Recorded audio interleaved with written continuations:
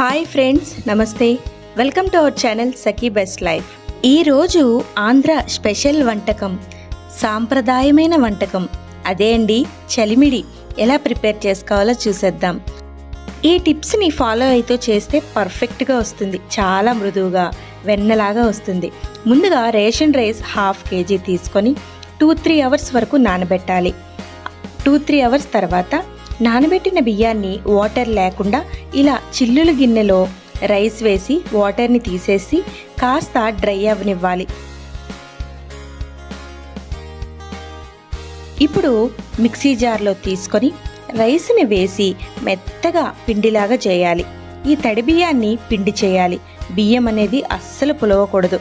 ఈ పిండిని జల్లిస్తే మెత్తటి పిండి అవుతుంది. ఉండలు లేకుండా చేసుకోవాలి. ఇప్పుడు కడాయి పెట్టి నెయ్యి వేసి ముందుగా కొబ్బరి ముక్కల్ని ఒక 3 minutes వరకు ఫ్రై చేయాలి. ఇదే గిన్నెలో గీ వేసి కాజు, బాదం, మనకి నచ్చినవి డ్రై ఫ్రూట్స్ వేసుకొని ఫ్రై చేయాలి. ఇప్పుడు కాస్త లోతుగా ఉండే గిన్నె పెట్టి అందులో కొద్దిగా వాటర్ వేసి షుగర్ని 2 cups వరకు వేయాలి. మనం 1 cup రైస్ తీసుకుంటే 2 cups షుగర్ వేయాలి. బెల్లంతో కూడా దీన్ని ప్రిపేర్ చేసుకోవచ్చు, కానీ షుగర్తో తింటే ఆ టేస్టే వేరేగా ఉంటుంది. షుగర్ పాకం రావడానికి కలుపుతూ ఉండాలి. అడుగు అనేది అస్సలు మాడకూడదు. కాస్త తీగపాకం వస్తే సరిపోతుంది.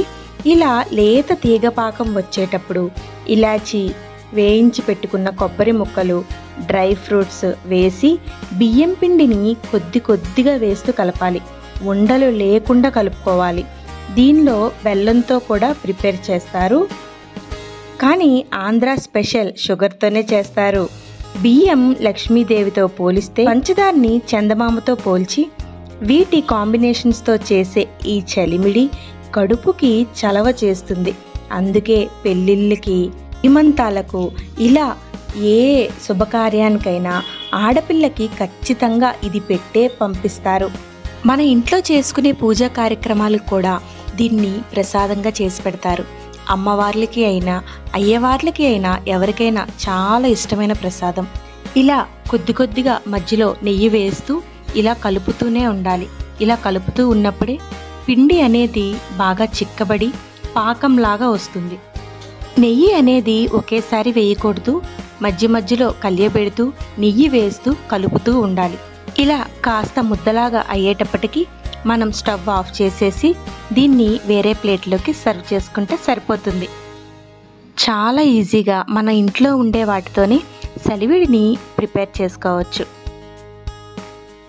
చాలా తక్కువ టైంలోనే ఎటువంటి శ్రమ లేకుండా చాలా ఈజీగా చేసుకునే ఈ రెసిపీని మీరు కూడా తప్పకుండా ట్రై చేయండి.